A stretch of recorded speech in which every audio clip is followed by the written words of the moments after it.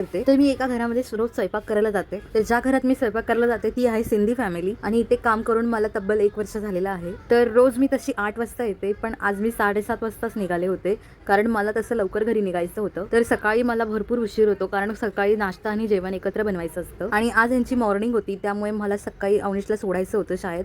नाहीतर मग जेव्हा सेकंड असते तेव्हा हे सोडतात.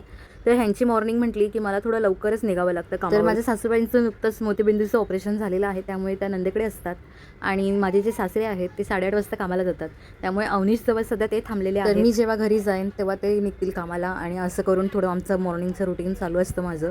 तर आता मी हे सगळं स्वयंपाक करून घरी गेले आणि मग सगळ्यात आधी पहिला अवनीशला तयार केलं आणि वेळेस शाळेत सोडलं. तर प्रार्थना चालू होती आणि नशीब तेवढ्यातच अवनीश गेला आणि असं करून मी आहे ना अवनीशच्या शाळेजवळनं दूध पिशवी घेतली, घरी आले आणि सगळ्यात पहिला मशीन लावली कपड्यांची, कारण मशीन एका साईडला होत राहिली की बाकीची कामं होत राहतात. तर असं अवनीश येईपर्यंत मी जेवणाचं आणि बाकी कपड्यांचं वगैरे सगळं करून घेते काम, कारण मग तो आला की मग त्याच्या मागे लागायला लागतं. तर चहा घेतला सगळ्यात पहिला, म्हणलं जरा फ्रेश होते मस्तपैकी चहा घेऊन आणि मग म्हटलं बाकीच्या कामांना लागूया. तर जेवण कपडे वगैरे सगळं आवरता कधी 1 वाजला ते कळलंच नाही खरं तर चेंज केलं आणि मग पुन्हा निघाले मी अवनीशला घ्यायला, कारण मगाशी मी जरा भिजलेच होते त्या ड्रेसमध्ये. मला असं वाटलं की मीच लेट झाली आहे. अवनीशला घ्यायला बघते तर अजून भरपूर मुलं बाकी होती जायची. अवनीशचं हे पहिलंच वर्ष आहे, त्यामुळे युनिफॉर्म त्याच्याकडे नाही आहे आणि युनिफॉर्म मिळणार आहे त्याला शाळेतूनच. आजच फी पे केली.